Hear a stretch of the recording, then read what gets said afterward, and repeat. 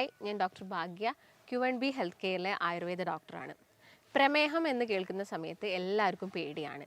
ഇപ്പം ആയുർവേദത്തിൻ്റെ കേസൊക്കെ എടുത്ത് നോക്കുകയാണെങ്കിൽ ആയുർവേദത്തിൽ പ്രമേഹത്തിനെ പറ്റി പറയുന്നത് ഇത് മഹാരോഗങ്ങളിൽ ഒന്നാണ് എന്നാണ്. അപ്പം മഹാരോഗങ്ങളിൽ ഒന്ന് എന്ന് കരുതിയിട്ട് നമുക്ക് ഈ ഒരു അസുഖം വന്നാൽ നമ്മൾ പെട്ടെന്ന് അങ്ങ് മരിച്ചു പോകുമോ അങ്ങനെയല്ല പറയുന്നത്.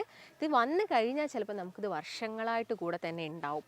ആ ഒരു രീതിയിലാണ് ഇത്. പക്ഷേ എങ്ങനെയാണെന്ന് വെച്ചാൽ നമ്മൾ ശ്രദ്ധിക്കാതെ, നമ്മൾ പ്രോപ്പറായിട്ടുള്ളൊരു ഡയറ്റ് എടുക്കാതെ, സ്റ്റിൽ നമുക്ക് ഡയബറ്റീസ് വന്നു കഴിഞ്ഞിട്ടും നമ്മൾ വീണ്ടും അന്നജവും അതുപോലെ തന്നെ മധുരമുള്ള ഭക്ഷണങ്ങളൊക്കെ കൂടുതലായിട്ട് കഴിക്കുന്നുണ്ടെങ്കിൽ മാത്രമാണ് ഇത് കുറേ വർഷങ്ങളായിട്ട് നമ്മളെ കൂടെ തന്നെ ഉണ്ടാവുന്നത്. ഇല്ലെങ്കിൽ നമ്മൾ പ്രോപ്പറായിട്ട് എല്ലാം ചെയ്യുന്നുണ്ടെങ്കിൽ നമുക്കിതിനെ നോർമലാക്കാൻ സാധിക്കുന്നതേ ഉള്ളൂ. അപ്പോൾ പണ്ടത്തെ ആചാര്യന്മാരൊക്കെ ഇത് പറയാനുള്ളൊരു റീസൺ, പ്രമേഹം ചിലപ്പം ആളുകളിൽ മനസ്സിലാക്കാൻ സമയം എടുക്കാറുണ്ട്. കാരണം പ്രമേഹം എന്ന് പറയുന്നത് വളരെ സൈലൻ്റായിട്ട് വലിയ രീതിയിൽ സിംറ്റംസ് ഒന്നും പുറത്തോട്ട് വരാത്തൊരു അസുഖമാണ്. ചിലപ്പം അതിൻ്റെ ഒരു റേഞ്ചൊക്കെ കൂടി കഴിഞ്ഞാൽ മാത്രമേ നമ്മുടെ ബോഡിയിലോട്ട് സിംറ്റംസും കാര്യങ്ങളൊക്കെ കൂടുതലായിട്ട് വരുള്ളൂ. അപ്പം ഇവൻ തന്നെ ഞാൻ ക്ലിനിക്കിൽ പേഷ്യൻസ് വരുന്ന സമയത്ത് ചോദിക്കാറുണ്ട്, നിങ്ങൾ എങ്ങനെ മനസ്സിലാക്കി, നിങ്ങൾക്ക് ഡയബറ്റീസ് ഉണ്ട് എന്നുള്ളൊരു കാര്യം എങ്ങനെ മനസ്സിലാക്കി എന്നാണ് ചോദിക്കാറ്. അപ്പം ഒട്ടുമിക്ക ആളുകളും പറയുന്നത്, എനിക്ക് കുറച്ച് കാലം കാലിലൊക്കെ തരിപ്പ് വന്നു, മരവിപ്പ് വന്നു, പെട്ടെന്ന് തന്നെ നോർമലി ഞാനൊരു സ്പെക്സ് വെക്കാത്ത ഒരാളായിരുന്നു, പെട്ടെന്ന് എനിക്ക് സ്പെക്സ് വെക്കേണ്ട ഒരു ആവശ്യകത വന്നു. അപ്പോൾ ഇങ്ങനെയൊക്കെ പറഞ്ഞ സമയത്ത് അവർ ജസ്റ്റ് ഒന്ന് ബ്ലഡ് ടെസ്റ്റ് ചെയ്ത് നോക്കിയ സമയത്താണ് ഡയബറ്റീസ് ഉണ്ട് എന്നുള്ളൊരു കാര്യം മനസ്സിലാക്കിയത്. ചില ആളുകൾ പറയുന്നത് അമിതമായിട്ടുള്ള ക്ഷീണം വരുന്നു എന്നാണ്. അപ്പോൾ ക്ഷീണമൊക്കെ വരുന്നുണ്ടെങ്കിൽ അത് ഇതിൻ്റെ ഒരു ഇനീഷ്യൽ സ്റ്റേജിൽ തന്നെയാണ്. പ്രമേഹ രോഗികളിൽ ഒരു ആദ്യത്തെ പ്രാരംഭഘട്ടത്തിൽ ഒരു പൂർവ്വരൂപമായിട്ട് അല്ലെങ്കിൽ ഒരു പ്രിഡോമിനൻറ്റ് സിംറ്റമായിട്ട് കാണിക്കുന്നതാണ് അമിതമായിട്ടുള്ള ക്ഷീണം എന്നൊക്കെ പറയുന്നത്. അപ്പം അക്കോർഡിംഗ് ടു ആയുർവേദം നോക്കുകയാണെങ്കിൽ കഫം 3 ദോഷത്തിനെയും ബേസ് ചെയ്തിട്ട് പ്രമേഹങ്ങളുണ്ട്. അപ്പോൾ കഫദോഷത്തിനെയും പിത്തത്തിനെയും അതുപോലെ തന്നെ വാദ പ്രിഡോമിനൻ്റ് ആയിട്ടും പ്രമേഹ രോഗികളെ നമുക്ക് ഡിവൈഡ് ചെയ്യാൻ സാധിക്കും. ഇപ്പോൾ ഒരു പേഷ്യൻ്റ് ഇപ്പോൾ ക്ലിനിക്കിലോട്ട് വരുന്ന സമയത്ത് അവരുടെ അടുത്ത് എന്താണെങ്കിലും ടെസ്റ്റ് റിപ്പോർട്ട്സ് ഉണ്ടായിരിക്കാം. അപ്പോൾ അതിൻ്റെ അകത്ത് ഫാസ്റ്റിങ്ങും HbA1cയും എല്ലാ ടെസ്റ്റുകളും ഉണ്ടായിരിക്കും. അപ്പോൾ അതിൻ്റെ കൂടെ തന്നെ നമ്മൾ അവരോട് കൂടുതലായിട്ട് സിംറ്റംസ് അറിയുന്നതും, ഇപ്പം ആയുർവേദ ട്രീറ്റ്മെൻറ്റ് പ്രകാരം നമ്മൾ മെഡിക്കേഷൻസ് കൊടുക്കുന്നതും ഇവർ ഏത് ദോഷത്തിലാണ് പ്രിഡോമിനൻ്റ് ആയിട്ട് നിൽക്കുന്നത്. ചിലപ്പോൾ വാതിക പ്രമേഹമായിരിക്കാം, അല്ലെങ്കിൽ ഞാൻ നേരത്തെ പറഞ്ഞ പോലെ കഫജമായിരിക്കാം, പിത്തജമായിരിക്കാം. അങ്ങനെ 3 രീതിയിലായിട്ട് നമുക്കിതിനെ കാണാൻ വേണ്ടിയിട്ട് സാധിക്കും. അപ്പം കൂടുതലായിട്ടും പ്രമേഹമുള്ള ആളുകളാണെങ്കിൽ അവർ ഫുൾ ടൈം കിടത്തം, അല്ലെങ്കിൽ അവർക്ക് ഒന്നും ചെയ്യാനൊരു താല്പര്യമില്ല, എപ്പോഴും കിടത്തം, ഇതൊക്കെ ആയിരിക്കും. ഇപ്പോൾ വാതിക ടൈപ്പ് ഓഫ് പ്രമേഹമുള്ള ആളുകളാണെങ്കിൽ അവർ പ്രമേഹം ഉണ്ടെങ്കിലും അവർക്ക് വിശപ്പും കാര്യങ്ങളൊക്കെ ഭയങ്കര കൂടുതലായിരിക്കും. പിത്തജ പ്രമേഹമുള്ള ആളുകളൊക്കെ ആണെങ്കിൽ അവരുടെ ബോഡി എപ്പോഴും ഭയങ്കര ചൂട്, അല്ലെങ്കിൽ ഞാൻ നേരത്തെ പറഞ്ഞ പോലെ തന്നെ ബേണിംഗ് സെൻസേഷൻ, പുകച്ചിൽ അനുഭവപ്പെടുന്നു, അല്ലെങ്കിൽ നേരത്തെ പറഞ്ഞ പോലെ തരിപ്പ് കൂടുതലായിട്ട് വരുന്നു. അങ്ങനെ നമുക്ക് ഡിവൈഡ് ചെയ്യാൻ വേണ്ടിയിട്ട് സാധിക്കും. നിങ്ങൾ മെഡിക്കേഷൻസ് എടുക്കുന്ന സമയത്തും ഈ കാര്യങ്ങളൊക്കെ ശ്രദ്ധിക്കേണ്ടതുണ്ട്. ഒരു ഡോക്ടറിൻ്റെ അടുത്ത് പോയി പറയുന്ന സമയത്താണെങ്കിൽ നിങ്ങളുടെ കറക്റ്റായിട്ടുള്ള സിംറ്റംസും കാര്യങ്ങളൊക്കെ പറയണം. അപ്പോൾ നോർമലി നമ്മുടെ കേരളത്തിലൊക്കെ ആണെങ്കിൽ പ്രമേഹ രോഗികളൊക്കെ കൂടുതലായിട്ടും ചപ്പാത്തിയിലോട്ട് മാറുന്ന ആളുകളാണ്. നിങ്ങൾ അരിയാഹാരം കഴിച്ചുകൊണ്ടിരുന്ന ആളുകളായിരിക്കും, ചിലപ്പോൾ 3-4 നേരം അരിയാഹാരം എടുത്ത ആളുകളായിരിക്കും. പിന്നെ നിങ്ങൾ പ്രമേഹം ഉണ്ടെന്ന് കേൾക്കുമ്പോൾ ഡയറക്റ്റായിട്ട് നമ്മൾ ചോറ് അങ്ങോട്ട് കട്ട് ചെയ്തിട്ട് എന്ത് സ്റ്റാർട്ട് ചെയ്യും, ചപ്പാത്തി കഴിക്കാൻ തുടങ്ങും. അപ്പോൾ ചപ്പാത്തി കഴിക്കുന്ന സമയത്ത് 3-4 ചപ്പാത്തി കഴിക്കുന്നവരാണ് ഒട്ടുമിക്ക ആളുകളും. എന്നിട്ട് അവർ ബ്ലഡ് ടെസ്റ്റ് ചെയ്യുന്ന സമയത്ത് അവരുടെ പ്രമേഹത്തിൽ വലിയ രീതിയിലുള്ള ചേഞ്ചസും കാര്യങ്ങളും ഒന്നുമില്ല. ഈ ഒരു രീതിയിലാണ് കണ്ടുവരാറ്. അപ്പം നിങ്ങൾ ചപ്പാത്തി മാത്രമല്ല നമുക്ക് ഒരു ഡയറ്റിലുള്ള ഒരു ഓപ്ഷനായിട്ട് സെലക്ട് ചെയ്യാൻ പറ്റുന്നത്. ഒരുപാട് കാര്യങ്ങളുണ്ട്. നമുക്കിപ്പോൾ വേണമെങ്കിൽ മുളയരി, അല്ലെങ്കിൽ ഞവര എന്ന് പറയുന്നത്, അല്ലെങ്കിൽ നമ്മുടെ ചെറുപയർ, കടല, ഇതെല്ലാം തന്നെ നമുക്ക് വേവിച്ചിട്ട് കഴിക്കുന്ന ഒരു നേരത്തെ ഭക്ഷണമാക്കി കഴിക്കുന്നതൊക്കെ നമുക്ക് പ്രമേഹത്തെ കൺട്രോൾ ചെയ്യാനും സാധിക്കും. അതുപോലെ തന്നെ നമ്മുടെ ശരീരത്തിലോട്ട് വേണ്ട അത്യാവശ്യം ന്യൂട്രിയൻസും കാര്യങ്ങളൊക്കെ ഇതിൽ നിന്ന് തന്നെ കിട്ടുകയും ചെയ്യും.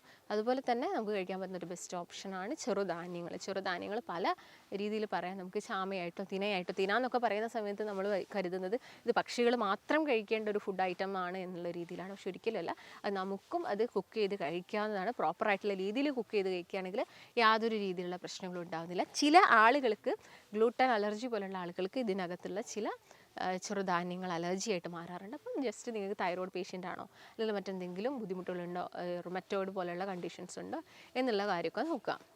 അപ്പം എന്താണ് പ്രമേഹം രോഗികൾ, ഫസ്റ്റ് തന്നെ ഞാൻ നേരത്തെ പറഞ്ഞ പോലെ നിങ്ങളൊരു ഡോക്ടറിനെ സമീപിക്കുന്നതിന് മുൻപായിട്ട് ഒരു ബ്ലഡ് ടെസ്റ്റ് ചെയ്യുന്നത് നല്ലതാണ്. ഫാസ്റ്റിങ്ങും അതുപോലെ തന്നെ പോസ്റ്റ് പ്രാൻഡിയലായിട്ടുള്ളതും 3 മാസത്തെ ആവറേജ് കണക്കും എപ്പോഴും നിങ്ങൾ ചെക്ക് ചെയ്യാം. പിന്നെ കറക്റ്റായിട്ടുള്ളൊരു ഡയറ്റ് നിങ്ങൾ ഇതിൻ്റെ കൂടെ തന്നെ ഫോളോ ചെയ്തിരിക്കണം. പിന്നെ നന്നായിട്ട് എല്ലാ ദിവസമാണെങ്കിലും നന്നായിട്ട് വെള്ളം കുടിക്കാനൊക്കെ വേണ്ടിയിട്ട് ശ്രദ്ധിക്കണം. ഇപ്പം അമിതവണ്ണമുള്ള ആളുകളെയും അല്ലെങ്കിൽ പ്രമേഹ രോഗികളെയും ഫാറ്റി ലിവറുള്ള ആളുകൾക്കൊക്കെ വളരെ കോമൺ ആയിട്ടുള്ളൊരു വേർഡാണ് ഇൻസുലിൻ, അല്ലെങ്കിൽ ഇൻസുലിൻ റെസിസ്റ്റൻസ് എന്ന് പറയുന്നത്. അപ്പം ആ ഒരു വേർഡ് തന്നെ പറയുന്നുണ്ട്, ഇൻസുലിൻ റെസിസ്റ്റൻ്റ് ആയിട്ട് കിടക്കുകയാണ്. ഇൻസുലിന് ആക്റ്റീവ് ആവാൻ പറ്റുന്നില്ല. ഇൻസുലിൻ പ്രൊഡ്യൂസ് ചെയ്യുന്നുണ്ട്, പക്ഷേ അവിടെ ഇൻസുലിൻ ആക്റ്റീവ് അല്ല. ഇതിനെ നമ്മൾ ടൈപ്പ് 2 ഡയബറ്റീസിലായിട്ടാണ് പറയുന്നത്. അപ്പം ഇൻസുലിൻ ഉണ്ടാക്കുന്നത് പാൻക്രിയാസിലാണെങ്കിലും ഇത് ഡയബറ്റീസ് എന്ന് പറയുന്നത് പാൻക്രിയാസ് സംബന്ധമായിട്ടുള്ളൊരു അസുഖമല്ല. അവിടെ ഇൻസുലിൻ ഉണ്ടാവുന്നു എന്നുള്ളൂ. അപ്പം നമ്മുടെ ശരീരത്തിലോട്ട് നമ്മൾ കഴിക്കുന്ന ഭക്ഷണത്തിൽ നിന്നും ഡൈജഷന് ശേഷം ഗ്ലൂക്കോസ് ഉണ്ടാവുന്നു. ഈ ഒരു ഗ്ലൂക്കോസിനെ സെല്ലിലോട്ട് അബ്സോർബ് ചെയ്തിട്ട് സെല്ലിൻ്റെ ഫംഗ്ഷൻ ചെയ്യാൻ വേണ്ടിയിട്ടാണ് ഈ ഒരു ഇൻസുലിൻ ഹെൽപ്പ് ചെയ്യുന്നത്. അപ്പോൾ നോർമലി ഡയബറ്റീസ് പേഷ്യൻസിൽ ഇൻസുലിൻ റെസിസ്റ്റൻസ് ഉണ്ടാവുന്നു. ഇൻസുലിൻ കൂടുതലായിട്ട് രക്തത്തിൽ ഉൽപ്പാദിപ്പിക്കുന്നു. അപ്പോൾ ഇൻസുലിൻ ഉണ്ടാവുന്ന സമയത്ത് ശരീരത്തിൽ കുറച്ച് ലക്ഷണങ്ങൾ കാണിക്കും.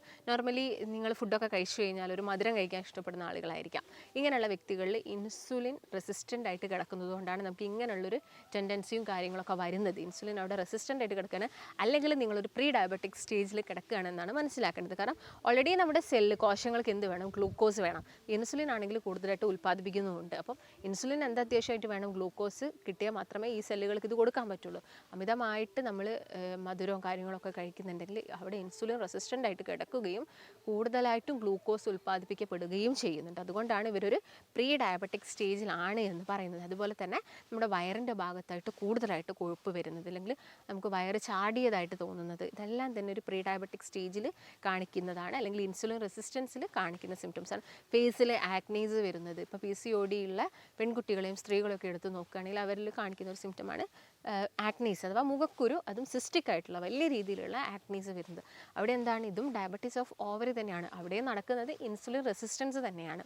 അതുപോലെ തന്നെ വരുന്ന കഴുത്തിന് ചുറ്റും കറുപ്പ് നിറം കാണുന്നത്, എക്സ്ട്രാ ആയിട്ടുള്ള ഹെയർസ്, അതായത് നമ്മുടെ അപ്പർ ലിപ്പിൽ അടിവയറ്റിൻ്റെ ഭാഗങ്ങളിലൊക്കെ ഹെയർ ഗ്രോത്തും കാര്യങ്ങളൊക്കെ സൂചിപ്പിക്കുന്നത് ഇൻസുലിൻ റെസിസ്റ്റൻസ് ആണ്. പിന്നെ ഇങ്ങനെയുള്ള ആളുകൾക്ക് അലർജി ഇടയ്ക്കിടയ്ക്ക് വരാനുള്ള ചാൻസസും കൂടുതലാണ്. അതിനുള്ളൊരു മെയിൻ റീസൺ, ഇങ്ങനെ കൂടുതലായിട്ടും ഇൻസുലിൻ ഉൽപ്പാദിപ്പിക്കുന്ന സമയത്ത് നമ്മുടെ ഇമ്മ്യൂൺ സിസ്റ്റം അവിടെ വർക്ക് കുറയുകയാണ് ചെയ്യുന്നത്. ഇമ്മ്യൂൺ സിസ്റ്റത്തിനെ സ്ലോ ഡൗൺ ചെയ്യുകയാണ് ഇൻസുലിൻ ചെയ്യുന്നത്. ഇൻസുലിൻ രക്തത്തിൽ കൂടുമ്പോൾ നോർമലി രാത്രി സമയങ്ങളിൽ ഡോക്ടേഴ്സ് പറയാറുണ്ട് നേരത്തെ ഭക്ഷണം കഴിച്ച് കിടക്കാൻ വേണ്ടിയിട്ട്. നമ്മൾ ഉറങ്ങുന്നതിൻ്റെ ജസ്റ്റ് മുൻപായിട്ട് ഫുഡ് കഴിച്ചു കഴിഞ്ഞാൽ അവിടെ ഇൻസുലിൻ വർദ്ധിക്കുന്നു. അപ്പോൾ ഉറങ്ങുന്ന സമയങ്ങളിലാണ് നമ്മുടെ ഇമ്മ്യൂൺ സിസ്റ്റം എല്ലാം റിപ്പയർ വർക്ക് ചെയ്യുന്നത്. അപ്പം ഓൾറെഡി ഇൻസുലിൻ അവിടെ സ്പൈക്ക് ആയി കഴിഞ്ഞാൽ ഈ ഇമ്മ്യൂൺ സിസ്റ്റത്തിൻ്റെ വർക്കും കാര്യങ്ങളൊന്നും അവിടെ നടക്കുന്നില്ല.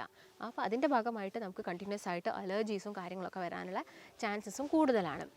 അതുപോലെ തന്നെ ഇങ്ങനെയുള്ള വ്യക്തികൾ ഭക്ഷണത്തിൻ്റെ അകത്ത് കൂടുതലായിട്ടും ഉൾപ്പെടുത്തേണ്ടത് ഞാൻ നേരത്തെ പറഞ്ഞ പോലെ തന്നെ ചെറുധാന്യങ്ങളൊക്കെ ആയിരിക്കണം. അതിൻ്റെ കൂടെ തന്നെ നമുക്ക് ഫെനുഗ്രീക്ക്, നിങ്ങൾക്ക് എല്ലാവർക്കും അറിയാം, ഉലുവേൻ്റെ എക്സ്ട്രാക്റ്റൊക്കെ ഈ ഡയബറ്റീസ് കുറയ്ക്കുന്നു എന്ന് പഠനങ്ങളൊക്കെ തെളിയിച്ച ഒരു കാര്യങ്ങളാണ്. അതൊക്കെ നിങ്ങളുടെ ഭക്ഷണത്തിൽ ഉൾപ്പെടുത്തുക. അതുപോലെ തന്നെ മരമഞ്ഞൾ നിങ്ങൾക്ക് അറിയാമായിരിക്കാം, ഹരിദ്ര അല്ലെങ്കിൽ ഹരിദ്ര ആയാലും മതി, സാധാ മഞ്ഞളൊക്കെ നമ്മുടെ ഈ ഒരു ഡയബറ്റിക് കണ്ടീഷൻ കുറയ്ക്കാൻ വേണ്ടിയിട്ട് ഹെൽപ്പ് ചെയ്യുന്നതാണ്. പിന്നെ ഒമേഗ 3 ഫാറ്റി ആസിഡ്സ് ആണ്. അത് റിച്ച് ആയിട്ടുള്ള സീഡുകളും മത്സ്യങ്ങളൊക്കെ നിങ്ങൾ ഭക്ഷണത്തിൽ ഉൾപ്പെടുത്താൻ വേണ്ടിയിട്ട് നോക്കുക. പിന്നെ എല്ലാ ദിവസവും എക്സസൈസും കാര്യങ്ങളും നിങ്ങൾ നിർബന്ധമായിട്ടും ചെയ്യേണ്ടതാണ്. ഇൻസുലിൻ റെസിസ്റ്റൻസ് കുറയ്ക്കാൻ വേണ്ടിയിട്ട് എക്സസൈസിന് വലിയൊരു പങ്കുണ്ട്. അപ്പം അത് നിങ്ങൾ എല്ലാ ദിവസവും ത്രെഡ്മില്ല് യൂസ് ചെയ്യുകയോ അല്ലെങ്കിൽ സൈക്ലിങ്ങോ ഇല്ലെങ്കിൽ സ്വിമ്മിങ്ങോ അങ്ങനെയുള്ള ഏതൊരു രീതിയിലുള്ള എക്സസൈസും നിങ്ങൾക്ക് ഫോളോ ചെയ്യാവുന്നതാണ്. ഈ കാര്യങ്ങളൊക്കെ ചെയ്യുകയാണെങ്കിൽ തന്നെ നമുക്ക് ഇൻസുലിൻ റെസിസ്റ്റൻസ് എന്ന് പറഞ്ഞൊരു കണ്ടീഷൻ പ്രിവെൻറ്റ് ചെയ്യാൻ വേണ്ടിയിട്ട് സാധിക്കുന്നതാണ്. അതുപോലെ തന്നെ ഇപ്പോൾ ഡയബറ്റിക് പേഷ്യൻസ് ആവുന്ന സമയത്ത് അവർ മെയിനായിട്ടും ഏതെങ്കിലും ഒരു മെഡിക്കേഷൻസ് ഫോളോ ചെയ്യുന്ന ആളുകളായിരിക്കും. ഒട്ടുമിക്ക ആളുകൾക്കും വേണ്ടത് എന്താണ്? മാക്സിമം എത്രയും പെട്ടെന്ന് മരുന്നുകളൊക്കെ കുറച്ച് ഡയറ്റിലോട്ട് വരിക എന്നുള്ളതാണ്. അപ്പം ഹെൽത്തി ആയിട്ടുള്ള ഷുഗർ ഫ്രീ ആയിട്ടുള്ള കാർബ്സ് കുറച്ചിട്ടുള്ള ഭക്ഷണങ്ങൾ കഴിക്കുക. കൂടുതലായിട്ടും നിങ്ങൾക്ക് നല്ല കൊഴുപ്പുകൾ ആഡ് ചെയ്തുകൊണ്ടുള്ളൊരു പ്രോപ്പറായിട്ടുള്ളൊരു ഡയറ്റ് എടുക്കുകയാണെങ്കിൽ മറ്റുള്ള അസുഖങ്ങൾ വരുന്നതും നമുക്ക് പ്രിവെൻറ്റ് ചെയ്യാൻ സാധിക്കും. നമ്മളൊരു ഡയറ്റ് എടുക്കുന്ന സമയത്ത് ചില ഭക്ഷണങ്ങളൊക്കെ നമ്മൾ കംപ്ലീറ്റ് ആയിട്ട് ഒഴിവാക്കും. അല്ലെങ്കിൽ ചില ആളുകൾ ഡയറ്റ് എടുക്കുന്നത് പട്ടിണി കിടന്നിട്ട് ഒരു നേരം ഭക്ഷണമൊക്കെ സ്കിപ്പ് ചെയ്യും. അപ്പം അങ്ങനെ ആവുന്ന സമയത്ത് പല ന്യൂട്രിയൻസിൻ്റെ കുറവും ശരീരത്തിൽ ഉണ്ടാവുന്നുണ്ട്. അപ്പം അതെല്ലാം നിങ്ങളൊന്ന് നോക്കുകയാണെങ്കിൽ നമുക്ക് ഇങ്ങനെയുള്ള പ്രശ്നങ്ങളൊക്കെ കുറച്ചെടുക്കാൻ വേണ്ടിയിട്ട് സാധിക്കുന്നതാണ്. ഞാൻ നേരത്തെ പറഞ്ഞ പോലെ തന്നെ ഡയബറ്റീസ് വരുന്ന സമയത്ത് കാണിക്കുന്ന കോംപ്ലിക്കേഷനുകളാണ് ഒന്ന്, നമുക്ക് കണ്ണിന് വരുന്ന റെറ്റിനോപ്പതി, അതുപോലെ തന്നെ ഞരമ്പുകൾക്കാണെങ്കിലും ന്യൂറോപ്പതി എന്ന് പറയും. അതുപോലെ തന്നെ കിഡ്നിക്ക് പ്രശ്നം വരാറുണ്ട്, നെഫ്രോപ്പതി. അതുപോലെ തന്നെ ഇൻസുലിൻ റെസിസ്റ്റൻസ് ഉള്ള സമയത്ത് ആളുകളിൽ ട്രൈഗ്ലിസറൈഡ് എന്ന് പറഞ്ഞൊരു ചീത്ത കൊളസ്ട്രോൾ കൂടുതലായിട്ടും കണ്ടുവരാറുണ്ട് രക്തത്തിനകത്ത്. അത് കൂടുതലായിട്ടും പ്രൊഡ്യൂസ് ചെയ്യപ്പെടുന്നു. അതുപോലെ തന്നെ യൂറിക് ആസിഡ് രക്തത്തിൽ കൂടുതലായിട്ട് പ്രൊഡ്യൂസ് ചെയ്യുന്ന അവിടെ കിഡ്നിയുടെ ഫങ്ഷൻസ് കുറയുന്ന സമയത്ത് ഇത് അരിക്കുന്ന ആ ഒരു പ്രൊസീജിയർ പ്രൊസീജിയർ കുറയുന്നതിൻ്റെ ഭാഗമായിട്ട് യൂറിക് ആസിഡ് കൂടുതലായിട്ടും നിൽക്കാറുണ്ട്. അപ്പം ഇങ്ങനെയുള്ള കാര്യങ്ങളൊക്കെ മെയിനായിട്ട് നിങ്ങൾ ശ്രദ്ധിക്കുക. ഡയബറ്റിസ് ഉള്ള ആളുകളാണെങ്കിൽ കൃത്യമായിട്ടുള്ളൊരു ഡയറ്റ് എടുക്കുക, ഇടവേളകളിൽ ഭക്ഷണം കഴിക്കുക, ഗ്യാപ്പ് എടുത്തുകൊണ്ട് ഒരു ദിവസം ഒരു 6 നേരമായിട്ട് നിങ്ങളുടെ ഭക്ഷണത്തിൻ്റെ ആ ഒരു റൂട്ടീൻ ക്രമീകരിക്കാൻ വേണ്ടിയിട്ട് പ്രത്യേകം ശ്രദ്ധിക്കണം. അപ്പോൾ നിങ്ങൾ ഇത്രയും കാര്യങ്ങളൊക്കെ ശ്രദ്ധിക്കുകയാണെങ്കിൽ നമുക്ക് ഡയബറ്റീസിനെ വളരെ ഈസി ആയിട്ട് നോർമലാക്കാൻ സാധിക്കുന്നതാണ്. അപ്പോൾ നിങ്ങൾക്കിതിനെക്കുറിച്ച് കൂടുതൽ കാര്യങ്ങൾ അറിയാനൊക്കെ താല്പര്യമുണ്ടെങ്കിലും അതുപോലെ തന്നെ കൺസൾട്ടേഷൻ അത്യാവശ്യമായിട്ടുണ്ടെങ്കിലും താഴെ കാണുന്ന നമ്പറിൽ കോൺടാക്റ്റ് ചെയ്യാം. നമുക്ക് മറ്റൊരു നല്ല ഹെൽത്ത് ടോപ്പിക്കുമായിട്ട് വീണ്ടും കാണാം. നന്ദി.